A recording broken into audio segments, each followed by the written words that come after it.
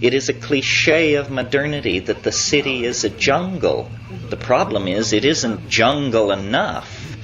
And I think it's the task of the new shamans to take the metaphor of the jungle, which is a metaphor of tremendous wealth, tremendous variety, a tremendous outpouring of form and of energy and of potential fulfillment of various bifurcation patterns of flow, to take that and enrich our own lives with it.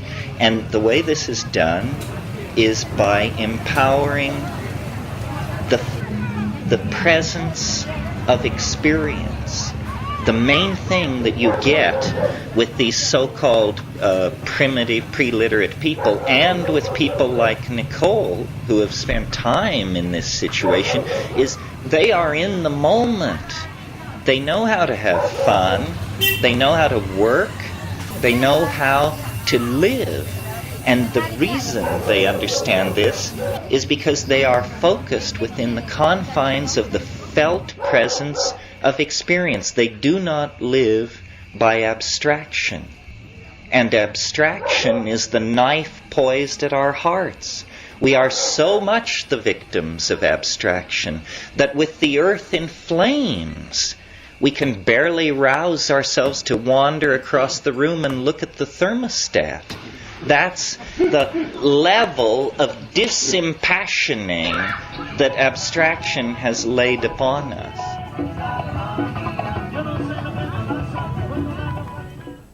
I did a lot of traveling around looking for a viable, vibrant, numinous approach to spiritual reality. And the only place I found it was in the Amazon basin, where, as you know, there are extremely archaic groups of people who never submitted themselves to the historical process the way the peoples of the Middle East and Europe did. And there flourishes, through the use of chemically complex plants, techniques and traditions for accessing a world invisible to the rest of us, a world of forces and information that is transhuman, supernatural, if the word means anything. But this supernatural dimension is anchored in the plants that live in our world. And my brother was a botanist, and I had botanical training. As we studied the psychoactive plants of the world, especially the New World tropics, where they seem to be concentrated, we were simultaneously exalted by the realization that we had found a doorway, a real doorway into hyperspace, and at the same time tremendously upset and alarmed by the fact that this doorway is in the process of being dismantled by the forces of human ignorance that are not even aware of its existence.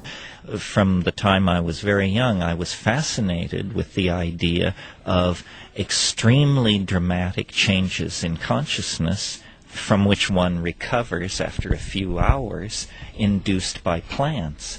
And I discovered through the writing of Aldous Huxley and other people that this was a worldwide religious and cultural phenomenon that my own Catholic middle-class upbringing had completely overlooked and denied.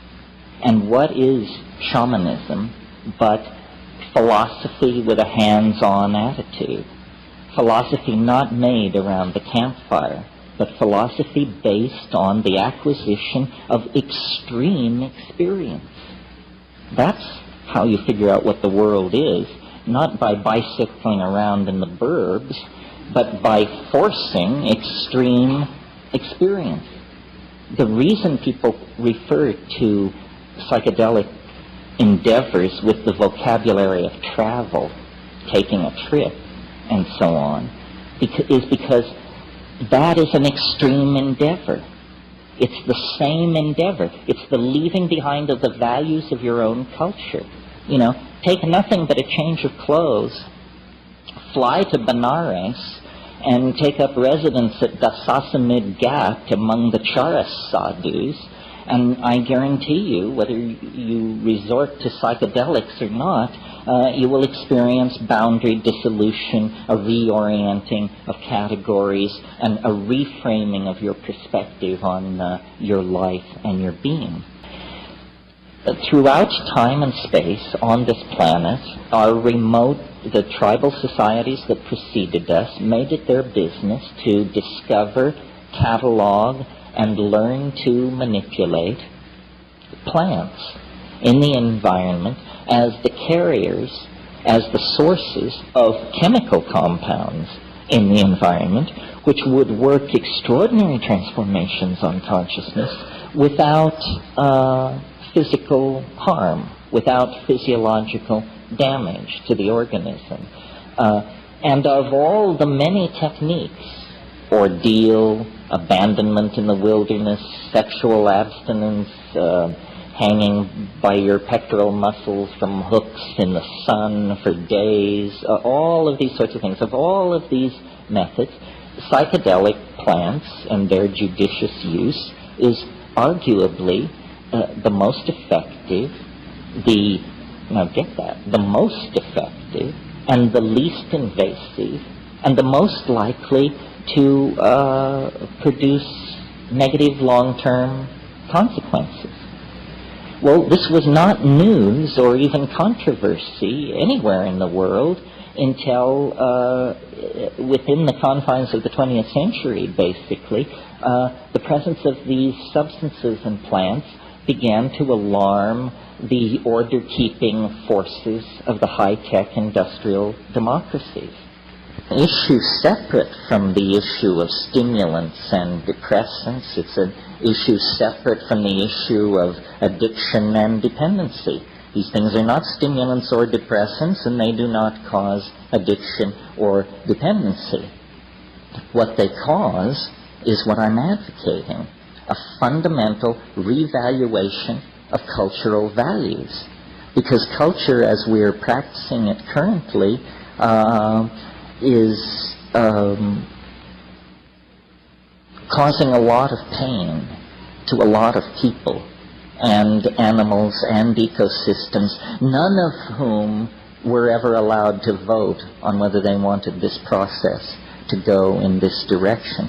We do not feel what we are doing. Remember, I spoke about the primacy of the felt moment of experience. If we could feel what we are doing, we would stop doing it. But between us and the consequences of our action, there are endless veils of political rhetoric,